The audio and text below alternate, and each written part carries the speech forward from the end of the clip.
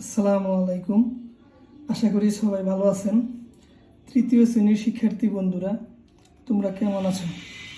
আজ আমরা গণিত বইয়ের 30 পৃষ্ঠার 5, 6 এবং 7 নম্বর অঙ্ক সমাধান করব। 5 নম্বর অঙ্কে আমরা দেখতে পাচ্ছি, লুসাই চাকমা তার মুদির দোকান থেকে প্রথম সপ্তাহে 1680 টাকা, দ্বিতীয় সপ্তাহে 890 টাকা এবং তৃতীয় সপ্তাহে 1000 টাকা লাভ করেন।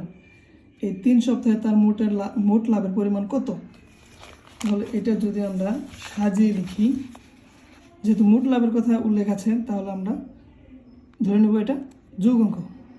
তাহলে আমরা যদি সাজিয়ে লিখি, প্রথম সপ্তাহে লাভ করেন 1680 টাকা, দ্বিতীয় সপ্তাহে লাভ করেন 890 টাকা এবং তৃতীয় সপ্তাহে লাভ করেন 1000 টাকা। তাহলে অতএব তিনি মোট লাভ করেন।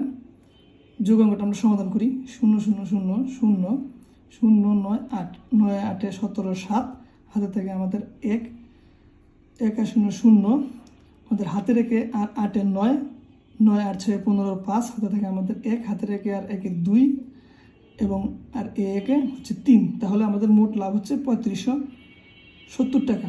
তাহলে উত্তর হবে 3570 টাকা। এরপর আমরা যদি 6 নম্বর অঙ্কের দিকে যাই, 6 নম্বর অঙ্ক হচ্ছে কি, লিমা 261 পৃষ্ঠা, 275 পৃষ্ঠা এবং 350 পৃষ্ঠার 3টি গল্পের বই এক মাসে পড়েছে। সে ওই মাসে কত পৃষ্ঠার গল্পের বই পড়েছে, এটা আমাদের বের করতে হবে। যেহেতু সে 3টা গল্পের বই পড়ে মোট কত পৃষ্ঠা পড়েছে এটা বের করতে হলে এটাও যোগ হবে।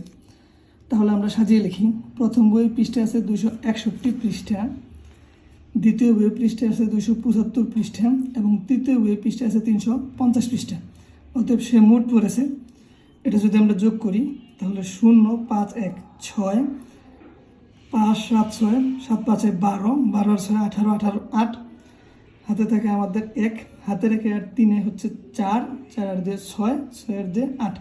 তাহলে সে মোট পড়েছে 886 পৃষ্ঠা। তাহলে উত্তর কী হবে? 886 পৃষ্ঠা। এরপর আমরা যদি আজ আমরা কয়েকটি সবজির নাম জানবো।